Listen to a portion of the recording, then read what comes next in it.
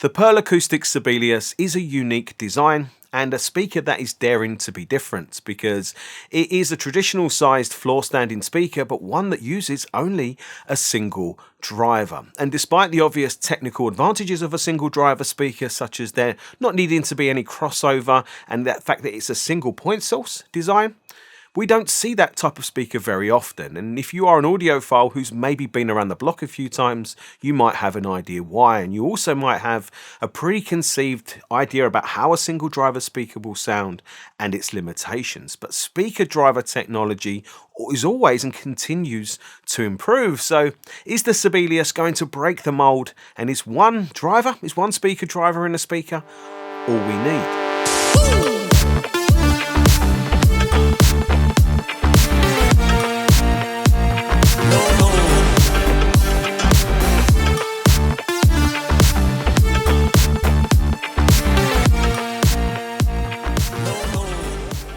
And you can put me in that category. When I was asked to review the Sibelius speakers, initially I was quite hesitant because of the normal speaker that I like and the type of sound that I like. I did not think that would be possible from a single driver speaker. But I realized it's not really about me, it's more about you. You know, is the Sibelius speaker for you? And I can say straight off the bat, I have been very impressed with them, much more impressed with them than I was expecting to be. But priced at €4,500 plus shipping and taxes to obviously wherever you live, this is clearly not a cheap speaker. So it was important for me to be, scrutinized and to be just as critical with them as I would be of a multiple driver speaker. And I will be heavily comparing them to my current reference speakers, which are the new Mission 770 speakers, which cost a serious amount of money less, but deliver big for that money. And I think a lot of you will find that comparison very interesting. Also interesting is the story behind the Pearl Acoustics Sibelius. It's the result of a 20+ year speaker project, and there is no one better to tell you that story than the designer himself, Harley Lovegrove.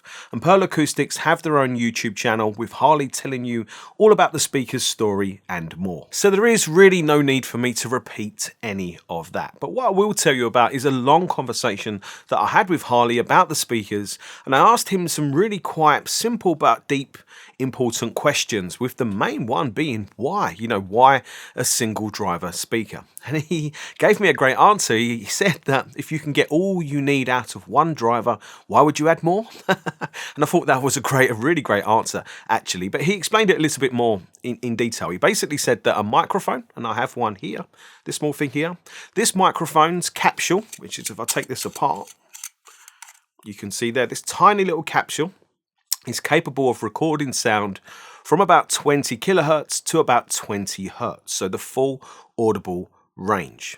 So flipping that around, Harley's chosen speaker driver, which is a bespoke to Pearl Acoustics 4-inch Mark Audio wideband driver, Harley feels this is the right size and driver to deliver the same full range sound in the right cabinet. And being a single driver means there is no crossover, so no crossover distortion or phase issues. The cabinet is crucial for every speaker, but extremely crucial for the Sibelius' sound and performance.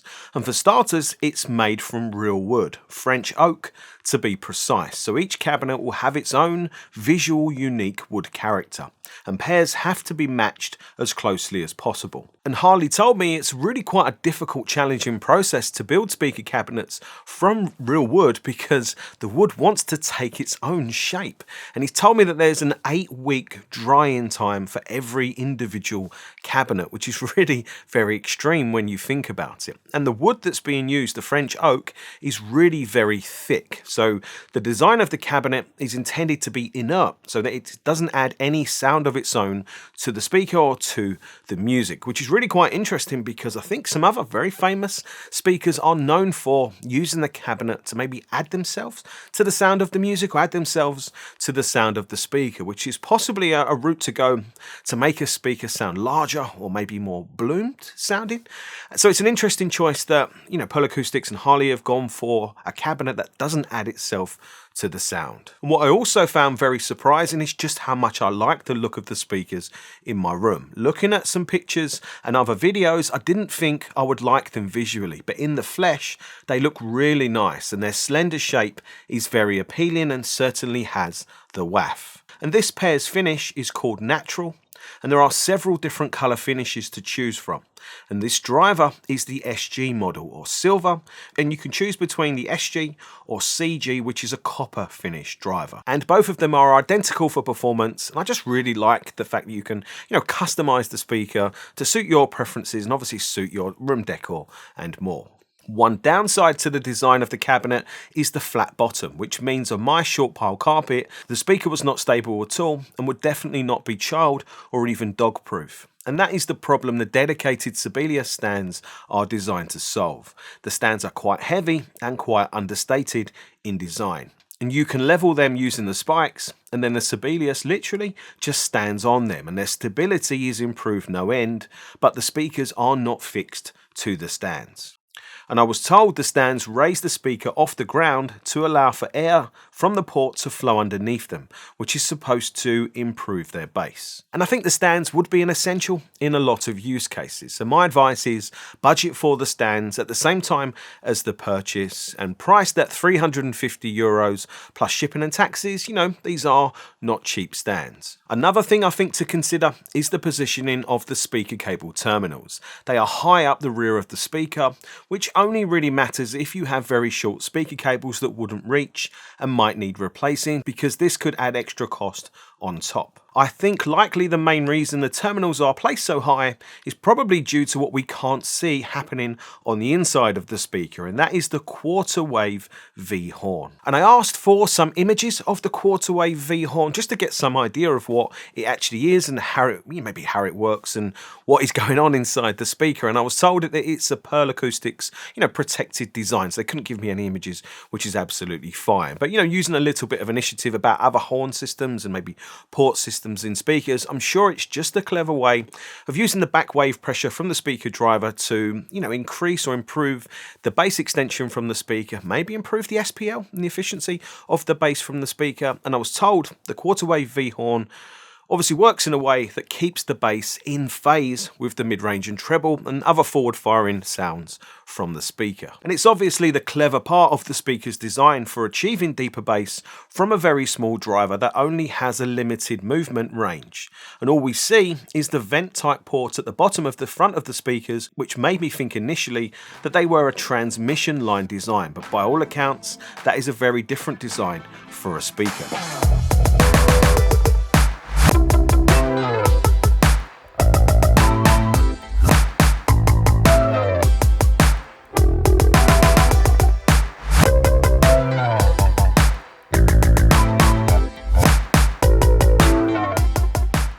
The Sibelius's sound quality is very, very much affected by the amplifier that you use with them. So much so, I actually made a video talking about the differences between the 3 different amplifiers that I used or have been using for this review.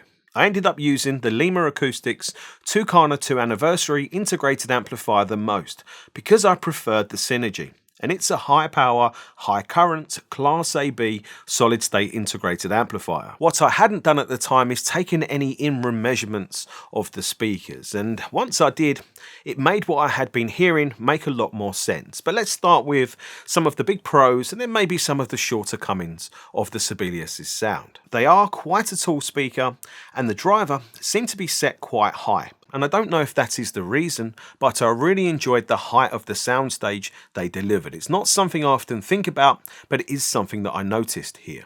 The second big thing is the soundstage width, depth, and coherency.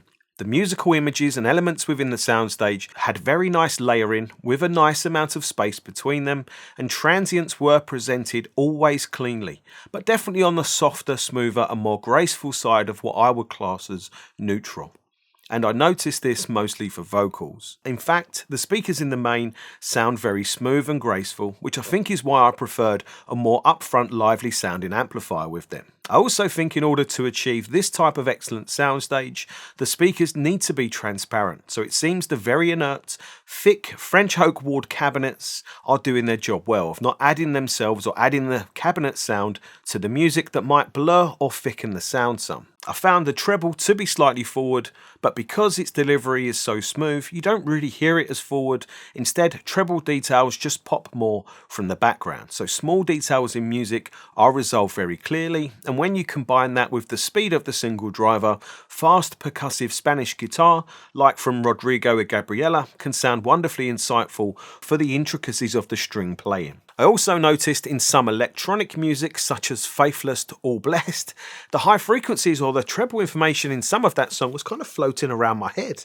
in like a surround sound type effect, which was very cool and very impressive. The bass from the Sibelius was definitely not massive in output, not as tactile as many other speakers I have had in my room, but the bass was surprisingly satisfying in terms of extension for staying smooth and controlled and well timed. I did find the Sibelius to sound more like they have been tuned for bass extension rather than mid-bass fullness or mid-bass punch, and that means they have that wide open soundstage at all times, but the trade-off is big male vocals don't sound quite as bold, and electronic music doesn't kick you as hard, or its bass just doesn't pressurize you or the room quite as much. I found the Sibelius sound to be really quite precise overall, very tight and nicely focused, and great for small details in music, seeming to favour that over a more large and grand scale of sound. So with various Hans Zimmer and other movie soundtracks, the small details are really readily presented, and the music flows wonderfully, but the overall grandiose scale of the music is a little subdued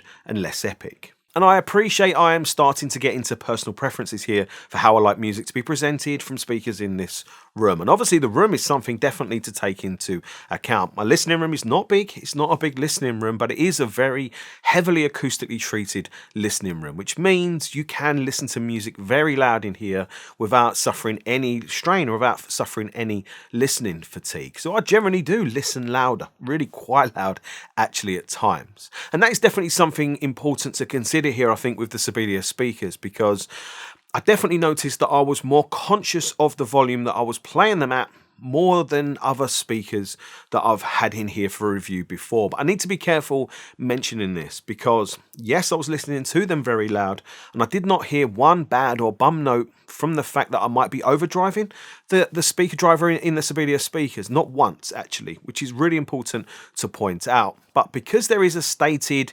recommended maximum volume on the website of between 96 and 98 decibels, I think that just made me more conscious, and I think my preconceived ideas about, a single driver speaker and the limitations of that type of design, I think that just made me more conscious of the volume limit that I was playing at. And these are definitely not party speakers, so you wouldn't want to be blasting these out at 120 decibels for drum and bass music. Of course, it's not a speaker designed for that. So to summarize my experience with the Sibelius, they are great for giving you a very relaxed, intimate and detailed musical experience with no listening fatigue. And regardless of my preferences for how I like music to be presented, at the end of many multiple hour listening sessions, you know what? I enjoyed all of them. And that is what is always the most important thing, right? Well, yeah, it is. It definitely is. But how do they compare? How do the Sibelius compare to the new Mission 770?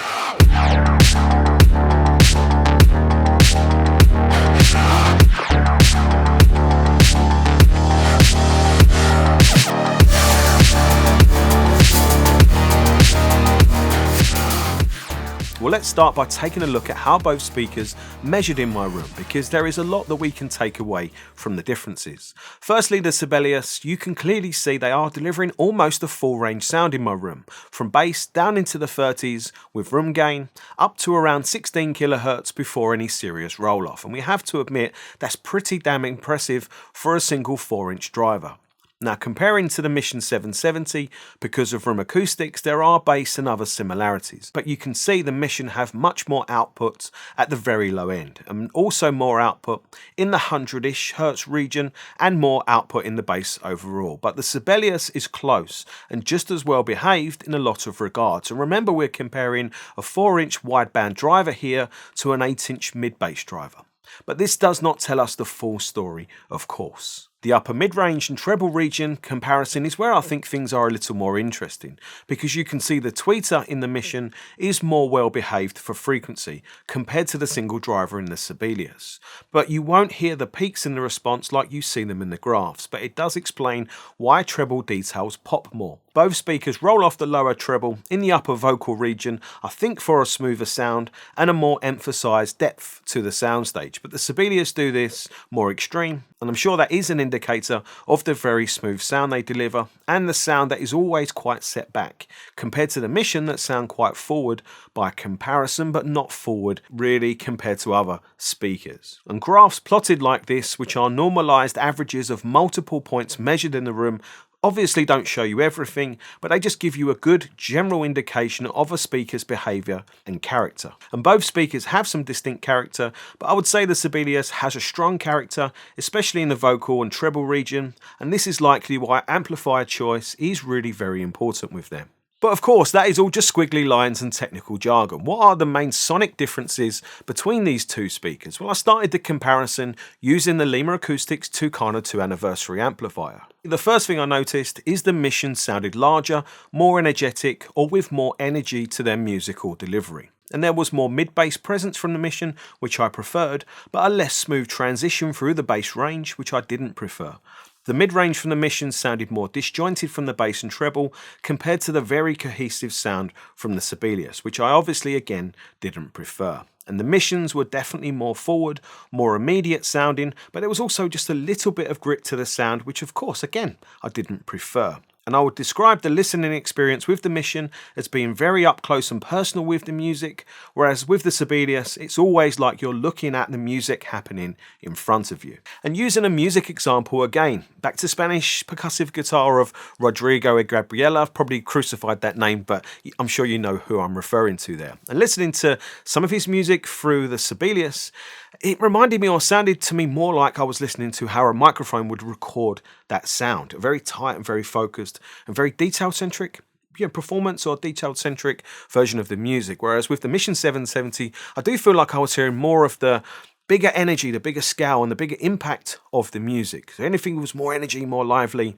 and probably more live in the room or live happening in front of you sounding. And this is really interesting to me because I do actually have some experience of being very up close and recording the sound of an exceptionally good percussive guitarist, Jan Kavlakaglu. I think I've pronounced that name correctly. So I do have real world, audible references to pull on for this comparison. But I know the Leema is not the ideal amplifier for the Mission speakers, so I changed it for the Pass Labs Int 25, which is a pure Class A, single-ended type design solid-state integrated amplifier. And now the comparison is totally different. With the Pass Labs, the Mission sounded really fantastic, especially with vocals. And this is a great pairing because there is now real smoothness to their delivery, and they sound significantly more cohesive between the bass, mid-range and treble, although a little bit less attacking and live sounding as a trade-off. The Mission sound the more solid and meaty of the two speakers with the Pass Lab amplifier, I think mostly because of their more solid upper bass and how that balances with the amplifier's character. And listening to Agnes Obel on both speakers, the Mission deliver in every area of this album: scale, detail, musicality, solidity of soundstage. It's really very impressive. And then when switching back to the Sibelius, they sound quite top-end focused, and the sound lacks the scale and the body to the music through the lower mid-range and upper bass. And the Pass Labs Int 25 is probably still a bit underpowered, being only 25 watts to achieve the maximum of what the Missions can deliver, but in this comparison I think I was enjoying the sound for its entirety much more through the Missions than I was through the Sibelius, for what I like, for the kind of music that I listen to, for what I'm looking for and how I like music to be presented in this listening room. And I'm conscious now that I've gone through a lot here in terms of, a comparison. There's a lot of information in this review. So let's try and summarize. Who is the Sibelius for? I think they are for audiophiles with smaller to medium-sized rooms, for audiophiles who listen more at moderate volumes and who are really into musical details, maybe musical cultural details and differences and contrasts in music. Audiophiles who appreciate a nice tight tuneful bass that's modest in output and that won't upset the neighbours or other people in the home. They are for audiophiles who are big on soundstage and instrument placement more so than soundstage grandiose, and who prefer a fine intricate detail of sound over outright energy and attack. And they are also for audiophiles who maybe have to place the speakers near walls and who of course don't want to suffer boomy bass because of this. And for audiophiles who will be happy to try different amplifiers to find, the one or maybe the two or maybe the three amplifiers that they can really enjoy listening to, maybe for different styles of music, because the amplifier choice really does matter. And I do think the Sibelius, they do have a strong character. I think they have a strong character of their own. Again, by that I mean that they're putting their own kind of thumbprint on the music. And interestingly, speaking to Harley about that, he wanted the Sibelius speakers to, when he closes his eyes, for him to be able to hear and see real instruments happening in front of him in a concert hall type sound. And you know what, that could be, or that is their intended character, and I suppose that could be really useful to you, and it could be very, very desirable to you as an intended character for a speaker. I have definitely been impressed with the build quality and the looks and the overall finish of the Sibelius speakers. I've also been impressed by how it's been described to me, how they are looking to deliver customer service, how Pearl Acoustics are looking to deliver a buying experience, how they're looking to make it a little bit special by giving customers that little bit of extra customer care through the buying process, to give customers the choice. Choices to customize the speaker to suit the room and what they like, not so much in sound obviously, but just for visual looks. And I really like that. I think that's all appealing, interesting and great. Obviously we don't listen to that, we don't, that's not something you're going to listen to every day, but I think when you're spending this kind of money, it does all make a positive difference for the buying experience. And I just want to close out this review by saying this has not been an easy one for me. Reviewing another audiophile's 20 years worth of speaker project, it's not an easy one. It's almost like you're critiquing their own child, and that's not something you would ever do without extreme care. And I have taken real care with this review and approached it with care, but also tried to be really, really honest with the pros and cons for how I see it for the Sibelius speakers. And if that is appealing to you, if that is the kind of,